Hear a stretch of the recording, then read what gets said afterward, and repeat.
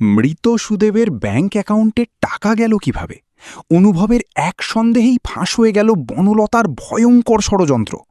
লাজুর স্বপ্ন ভাঙতে নিজের মৃত্যুর নাটক সাজিয়েছিল সুদেব, কিন্তু একটা ব্যাংক ট্রান্সফারই খুলে দিল পুরো রহস্য। যাকে সবাই মৃত ভেবেছিল সেই ধরা পড়ল সবার সামনে। বনলতার হিংসা আর সুদেবের মিথ্যার খেলায় এবার বদলে যেতে চলেছে পুরো পরিবার। একটা ব্যাংক ট্রান্সফার খুলে দিল পুরো রহস্য। বনলতার কাছ থেকে ব্যাংকের টাকা নিতে গিয়েই শেষ পর্যন্ত অনুভবের সামনে ধরা পড়ে গেল সুদেব। গল্পটা যত এগোয় ততই রহস্য ঘনীভূত হতে থাকে, আর শুরুতেই একটা বড় প্রশ্ন ঘুরপাক খেতে থাকে অনুভবের মনে। সত্যিই কি সুদেব মারা গেছে, নাকি এর পেছনে লুকিয়ে আছে অন্য কোনো সত্য? গল্পের শুরুতেই দেখা যায় অনুভব একদমই মানতে পারছে না যে সুদেব আর বেঁচে নেই। তার চোখে বারবার ভেসে উঠছে সেই ভীতু স্বভাবের ছেলেটা, যে সামান্য সমস্যাতেই ঘাবড়ে যেত। সেই কি করে এমন বড় একটা সিদ্ধান্ত নিতে পারে? নিজের জীবন শেষ করে দেওয়ার মতো সাহস তার ছিল বলে অনুভব কিছুতেই বিশ্বাস করতে পারে না। তার মনে বারবার একটা সন্দেহ জেগে ওঠে, কোথাও না কোথাও নিশ্চয়ই বড় কোনো গোলমাল আছে। অন্যদিকে বনলতা একদম অন্য খেলা খেলছে। সে কমলাকে উস্কে দিতে থাকে। ধীরে ধীরে তার মনের ভেতরে বিষ ঢেলে দেয় বনলতা। শান্ত গলায় বলে, আন্টি, এটাই আপনার সুযোগ। যেই মেয়েটার জন্য আপনি আপনার ছেলেকে হারিয়েছেন তার স্বপ্ন আপনি ভেঙে দিন। ওকে এই বাড়িতেই আটকে রাখুন, যেন ও কোনো দিন ডাক্তারি পড়তে না পারে। দেখবেন ও নিজেই ভেঙে পড়বে, ঠিক যেমন আপনি ভেঙে পড়েছেন। কমলার চোখে তখন শুধু রাগ আর কষ্ট। সে গর্জে উঠে বলে, ওই মেয়েকে আমি এই বাড়িতে থাকতে দেব না। ওর জন্যই আমার ছেলে নেই, আমি ওকে দূরে সরিয়ে দেব। বনলতা ভিতরে ভিতরে বিরক্ত হয়ে ভাবে, এই মহিলা কিছুই বুঝছে না। যদি লাজুকে বাড়ি থেকে বের করে দেয় তাহলে তো সে আরও স্বাধীন হয়ে যাবে, আর অনুভবের কাছে চলে যাবে। তখন তো সবকিছু আরও কঠিন হয়ে যাবে। তাই সে আবার কমলাকে বুঝিয়ে বলে, না আন্টি, আপনি ভুল ভাবছেন। ওকে বাড়িতে রাখুন, কিন্তু ওর ডাক্তারি পড়ার স্বপ্নটা শেষ করে দিন। তবেই ও ধীরে ধীরে শেষ হয়ে যাবে। এই কথাগুলোই শেষ পর্যন্ত কমলার মনে গেঁথে যায়। এদিকে অনুভব লাজুর কষ্ট সহ্য করতে পারছে না। সে বন্ধুদের সাথে কথা বলতে বলতে বলে, আমি কিছুতেই লাজুর এই অবস্থা দেখতে পারছি না। আমি ওকে বাঁচাবো যেভাবেই হোক। বাড়িতে ফিরে পরিস্থিতি আরও খারাপ হয়ে ওঠে। লাজু সব কাজ শেষ করে বাড়ি ফেরার পর দীপা তাকে একটু বিশ্রাম নিতে বলে, কিন্তু কমলা সোজা বলে দেয়, এই বাড়ির ঘরে ওর কোনো জায়গা নেই। যদি থাকতে হয় তাহলে একটা শর্ত মানতে হবে, ডাক্তারি পড়ার স্বপ্ন ছেড়ে দিতে হবে। এই কথা শুনে সবাই স্তব্ধ হয়ে যায়। বলদেব প্রতিবাদ করে বলে, মা, তুমি ভুল করছো। ভাইয়ের ইচ্ছে ছিল লাজু ডাক্তার হবে। কিন্তু কমলা আর কিচ্ছু শুনতে রাজি নয়। লাজু চুপ করে যায়। সে মাথা নিচু করে বলে, ঠিক আছে, আমি আর পড়াশোনা করব না। আমি এই গ্রামেই থাকব। এই কথাটা বললেও তার ভেতরটা ভেঙে চুরমার হয়ে যায়। ঘরে গিয়ে সে পুরনো স্মৃতি মনে করতে থাকে।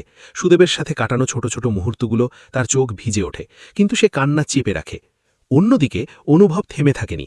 সে সরাসরি এসপি অনির্বাণের কাছে যায় আর বলে, আমার মনে হচ্ছে সবকিছু ভুল হচ্ছে। সুদেব এত বড় কাজ করতে পারে না, নিশ্চয়ই কোনো রহস্য আছে। অনির্বাণ প্রথমে সন্দেহ করলেও অনুভবের দৃঢ়তা তাকে ভাবায়। এদিকে বনলতা নিজের চাল চলতে থাকে। বাড়ির সবাইকে বোঝানোর চেষ্টা করে সে নাকি লাজুর পাশে দাঁড়াতে গিয়েছিল, কিন্তু কেউ তার কথা বিশ্বাস করে না। শর্মিলা সরাসরি বলে দেয়, তুমি মিথ্যে বলছো। তুমি লাজুর পাশে ছিলে না, বরং তুমি অন্য কিছু করতে গিয়েছিলে। অনুভব তখন আরও নিশ্চিত হয়ে যায়, বনলতার আচরণে কিছু একটা লুকিয়ে আছে। সে অনির্বাণকে দুইটা নাম্বার দেয়, এক সুদেবের আর একটা বনলতার, আর বলে, দেখো এরা শেষ কবে কথা বলেছে, আমার জানতেই হবে। এর পরেই আসল নাটক শুরু হয়। সুদেব ফোন করে বনলতাকে বলে, আমার কাছে টাকা নেই, আমি কিভাবে থাকব?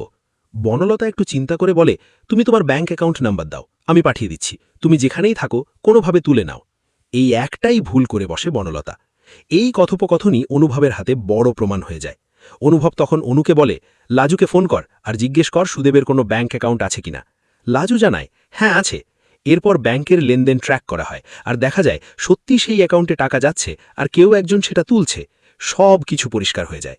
শেষ পর্যন্ত সুদেব আর লুকিয়ে থাকতে পারে না। অনুভবের সন্দেহই সত্যি হয়। সুদেব বেঁচে আছে, আর পুরো ঘটনাটা একটা পরিকল্পনা ছিল। আর এইভাবেই সত্য ধীরে ধীরে সামনে আসতে শুরু করে, আর বনলতার ফাঁদ ভেঙে পড়তে থাকে। সুদেব ধরা পড়ার পর পুরো বাড়ির পরিবেশ এক মুহূর্তে বদলে যায়। সবাই স্তব্ধ হয়ে যায়, যেন এতদিন যে সত্যিটা সবাই বিশ্বাস করছিল সেটাই হঠাৎ করে মিথ্যে হয়ে গেল। অনুভব শক্ত গলায় বলে ওঠে, এবার আর কেউ বাঁচাতে পারবে না, সত্যিটা আজ বেরোবেই। সুদেব পালানোর চেষ্টা করে, কিন্তু অনির্বাণের লোকজন তাকে ঘিরে ফেলে। সুদেব কাঁপতে কাঁপতে বলে, আমি কিছু করিনি, আমাকে ছেড়ে দাও। আমি শুধু নিজের জন্য বাঁচতে চেয়েছিলাম।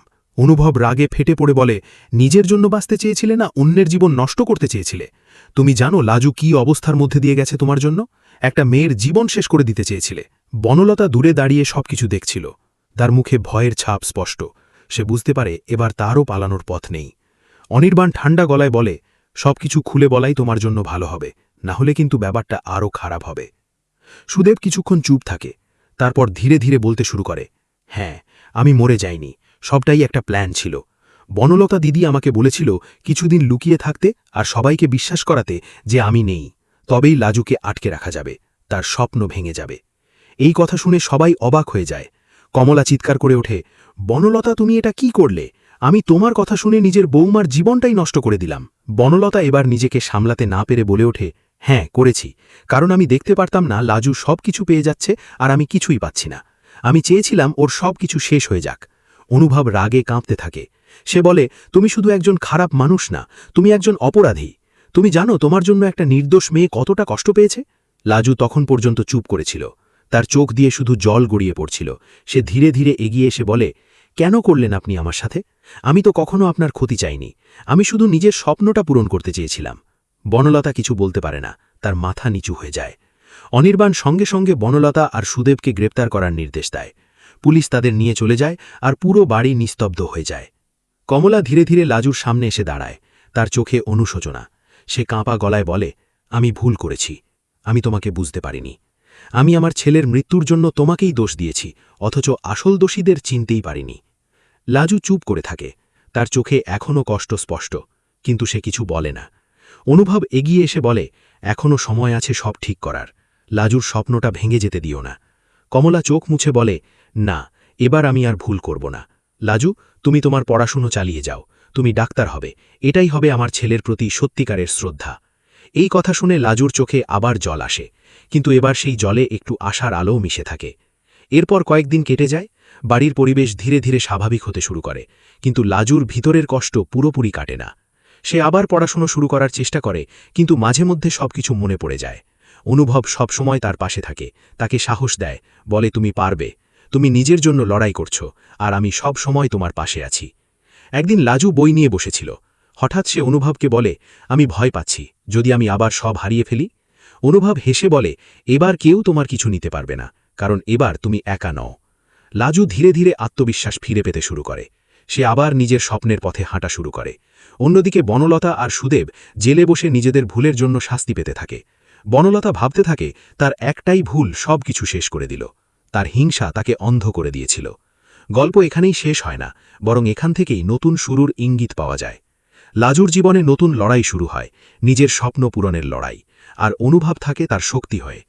শেষ দৃশ্যে দেখা যায় লাজু সাদা অ্যাপ্রন পরে কলেজে ঢুকছে, তার চোখে দৃঢ়তা আর মুখে আত্মবিশ্বাস, আর দূরে দাঁড়িয়ে অনুভব তাকিয়ে আছে একটা শান্ত হাসি নিয়ে, কারণ সে জানে এবার আর কেউ লাজুকে থামাতে পারবে না।